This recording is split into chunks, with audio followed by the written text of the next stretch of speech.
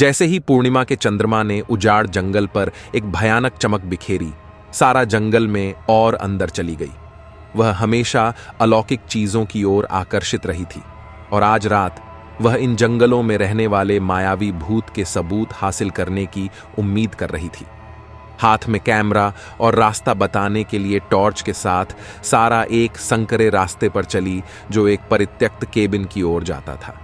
यह संरचना बीते युग के भूले हुए अवशेष की तरह खड़ी थी।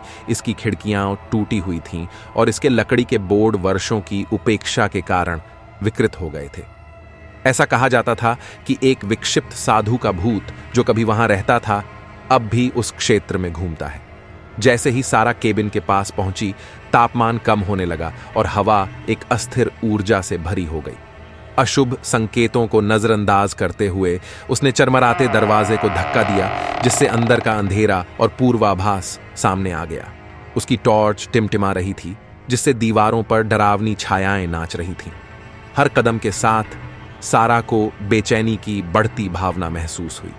केबिन एक बेचैन कर देने वाली शांति से भरा हुआ था, जो दूर से उल्लू की आवाज से ही टूटता था।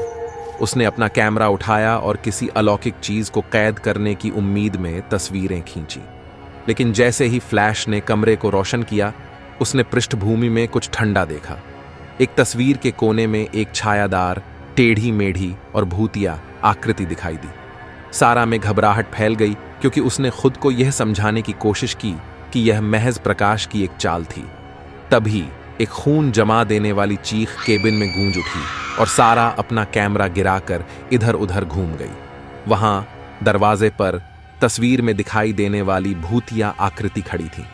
इसकी खोखली आंखें उसकी आत्मा में ढंसी हुई थीं और इसके मुड़े हुए नुकीले हाथ बाहर निकले हुए थे। उंगलियां कंकाल के पंजों की तरह थीं। दहशत में फंसी सारा भागने के लिए बेताब होकर लड़खड़ाते हुए पीछे की ओर चली गई। लेकिन ऐसा लग रहा था जैसे केबिन उसके चारों ओर बंद हो गया हो। दीवारें किसी शिकंजे की तरह बंद हो रही हों। जैसे जैसे भूत करीब आता गया, उसे अपनी गर्दन पर उसकी बर्फीली सांसें महसूस होती गईं। उसकी आवाज एक भयावह फुसफुसाहट के रूप में उसके दिमाग में गूंजती रही। तुम्हें यहां नहीं आना चाहिए था, वह फुसफुसाया।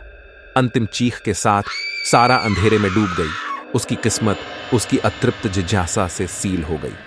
केबिन परित्यक्त और अभिशप्त बना रहा, उन सभी के लिए एक भयावह अनुस्मारक, जो अलौकिक की तलाश करने का साहस कर रहे थे कि कुछ रहस्यों को रात की छाया में अछूता छोड़ दिया जाना बेहतर था।